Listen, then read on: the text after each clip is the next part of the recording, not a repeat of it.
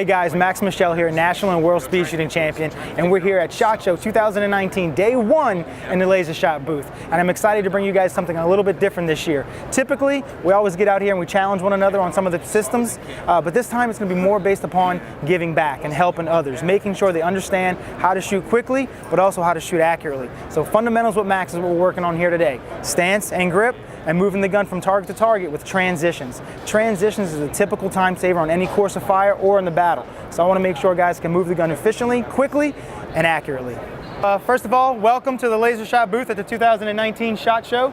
My name is Michel, and I'm one of the pro shooters here, and I'd like to give you guys a little bit of what I do in the action shooting world and how it applies to what you may be doing in your world, and just make you that much better of a shooter if I can. So what do I do as an action shooter? I put as many rounds down range as accurately as possible, as fast as possible. My job might be to knock down the door, locate the targets, identify friendlies or threats, obviously neutralize the bad guys, protect the good guys. The person who's the fastest and the most accurate, a combination of the two would be the winner. So I want to give you a few of my fundamentals here. The stance, the grip, and the transitions. That's really what we're going to be working on today. My stance is much like a fighting stance. My strong foot is slightly to the rear. Okay, my knees are slightly bent. But the reason why I have a nice wide aggressive platform, if my strong foot is slightly to the rear, my stance is wider than shoulder width apart, the main reason for this is, number one is stability. When I'm shooting the handgun at a high rate of speed and my gun's trying to push me back, I have that platform there ready to accept all that movement up here. Second is I can utilize my lower body to drive from target to target, which is what we're going to talk about here in the transitions in just a moment. I can transition the gun quickly by driving my hips to one direction or the other. And last but not least in this position is once it's time to go, either I need to go to my next firing position or locate cover, I can simply push off into any direction that I'm going into without taking an additional step. So it saves me time. I can move quicker, I can be more accurate because I'm stable. Even transitioning the handgun at a high rate of speed. When I transition, the gun will stop on the target and stabilize that much sooner. In other words, if I was narrow and I was trying to shoot quickly in this position, the gun's going to kind of push me around and the gun's going to take longer to stabilize. And I'm also going to have to take an additional step to get moving, like we just talked about. So ideally, you want that wide platform as a nice base, so that way when you're shooting quickly and moving, you can stabilize the gun sooner and you can make accurate shots that much faster. Because the whole key is acceptable accuracy. You need to see your sight picture sooner than the other guy. I need to see my sight picture faster.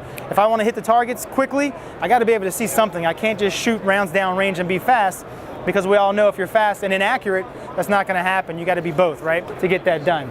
So let me backtrack really quickly here as far as the stance goes. A couple key things to remember. Stance wider than shoulder width apart, strong foot slightly to the rear.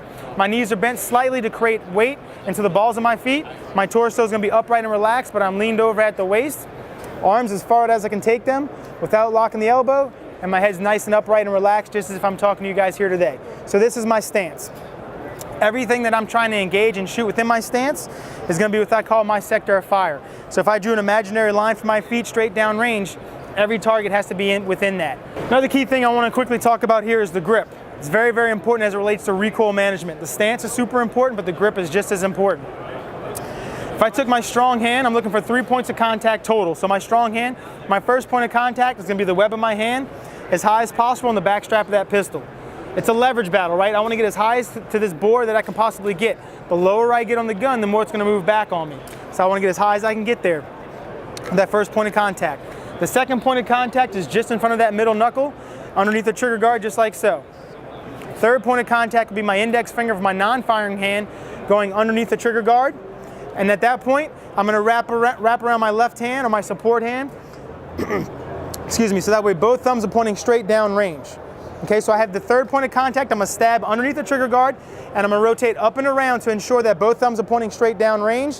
What this does for me is it makes sure that my left hand or my support hand is pointed at a 45-degree angle downward. A couple other things with the grip is trigger finger placement and grip pressure. We'll talk about those couple things here really quickly. So grip pressure, I have about 30 to 40% of the pressure with my firing hand and 60 to 70% with my non-shooting hand. Anybody have an idea why I might have less pressure with my shooting hand? Trigger finger, right? So I want to be able to manipulate that trigger nice and smooth to the rear if I need to make an accurate shot, but I also want to be able to shoot that trigger much more rapidly, right? So if I tensed up my hand as hard as I could, all those tendons in my finger are going to get tense, just like we just talked about. Shooting with tension is not good. Shooting with tension is going to cause me to be improper on the trigger and cause me to get that trigger freeze where I'm not allowing the trigger to reset as smoothly as I could if my hand was nice and relaxed.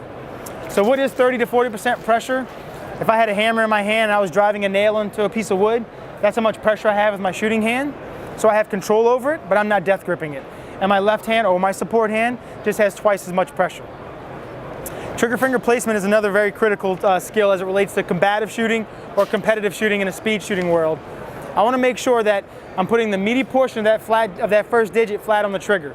If you put just the tip of your trigger finger in there, what's going to happen is if you go slowly, there's not a lot of movement of the gun. But if you go quickly, you'll see that I'm starting to push the gun away from the target. If I put too much finger in there and I go quickly, I'm pulling the gun toward the inside of the target. So if you ever find that you're having a good shot group one way or the other and you're trying to figure out, why am I shooting to the left or to the right as a right-handed shooter, think about putting just that meaty portion of that pad flat on the trigger. Quick recap on the grip, 3 points of contact. It's the same 3 points of contact that I utilize in the draw stroke. First point of contact being the web of my hand as high as possible on the back strap of that pistol. Second point of contact is the middle knuckle underneath the trigger guard, again as high as possible. Third point of contact locked in underneath the trigger guard. Rotate up and around so I have both thumbs pointing out down range and getting that 45-degree angle downward. That's what we're looking for. The last thing I'd like to bring to you guys before we get you up here shooting is transitions. In other words, moving the gun from target to target or threat to threat. It's extremely important. You might not always have one static target in front of you. You might have multiple target engagements to go ahead and neutralize. So that stance is the first part of the transition. That wide platform we talked about, this is the second reason why I'm wide. So that way I can drive the gun from target to target, right? And once I get there, the gun will stabilize that much sooner. So physically, what am I doing? Physically, I'm gonna use my lower body to open up my hips and drive to whichever position I'm trying to go to next. My upper body will then pull and assist to get me there. But second, what's happening is visually. Visually is my eyes are getting in front of the gun. As the gun lifts, if I'm shooting 2 shots at a particular target, let's say, the gun will lift and it'll recover. As soon as that gun lifts off that second shot, I'm not going to allow it to recover on the second shot because that target is now neutralized. And then I'm not going to allow it to recover and then drive with it, right? I want to get my eyes in front of the gun so I can see where I'm going next, locate a specific spot on that target that I want to engage, and then just simply bring that gun there to see where I need to be. So gun lifts, recovers, gun lifts, my eyes move, my head's going to follow, my shoulders, my arms, my hands, the gun's coming to my peripheral vision, and that's all being driven by the lower body physically. Now as that's happening, my vision is now coming back to the front sight if I need to make an accurate shot, or I'll leave my vision out down range if I can get away with keeping a looser sight picture on that target, because it does take time for my vision to change. I'll do it if I need to, but if I can get away with not bringing my vision change, then I'm going to keep my vision out there so I can be faster. It's all about acceptable accuracy, right? I'm not trying to shoot a softball-sized group at 50 yards. I'm trying to shoot that on an acceptable shot pattern as quickly as possible. Depending on the distance or difficulty of the shot will dictate how quickly I manipulate the trigger and how much I see of the front sight. But I'm always trying to see and gather some information, but do it as quickly as possible. So I'm going to show you guys a couple of demonstrations by utilizing our system here. The first one we have is control pair. Very basic, very easy concept of what we just talked about, stance, grip, and transitions. And I'm going to get my eyes moving in front of the gun here.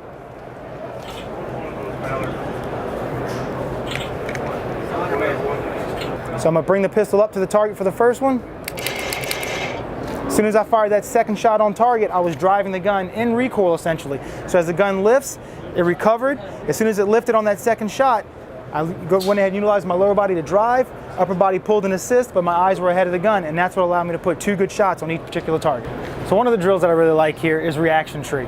Reaction tree not only forces me to quickly identify where the targets are and drive the pistol from target to target, utilizing that stance and the transitions that we talked about in the fundamentals with Max portion, but it also works on my cognitive skills. So now as the targets flip around, I have to quickly identify friendlies or threats, shoot the bad guys, save the good guys, and then move on and get reset for the next drill. So let's give it a try.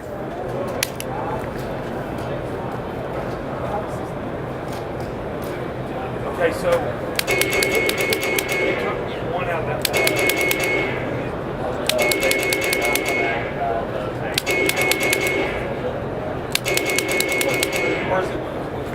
All right, so as you can see there, as the target spun around, I had to quickly identify friendly and threat. Again, shoot the bad guys, save the good guys. All hostages were saved, all the bad guys neutralized. Another great drill is the transitional drills, which is part of our skill drills package. And with that, I have set up here is the target's going to pop up everywhere. Could be a good guy, could be a bad guy, but I have to quickly identify where they are and take them down quickly. And they're going to be all over the screen here, which is going to really push me to kind of see the target and drive at the legs, get the eyes in front of the gun, locate where I want to be, and as soon as that gun comes into my peripheral vision, start bringing my vision back to that front sight. So this is going to be pretty tough here. Let's give it a try. Oh, we got to...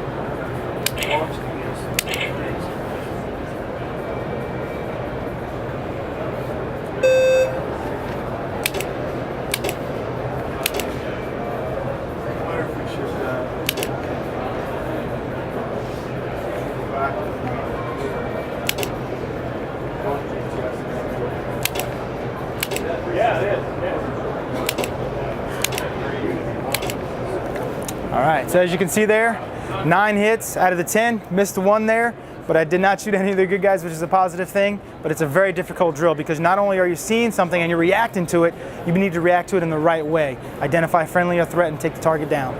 2019 SHOT Show was a huge success for us here at the Laser Shot booth.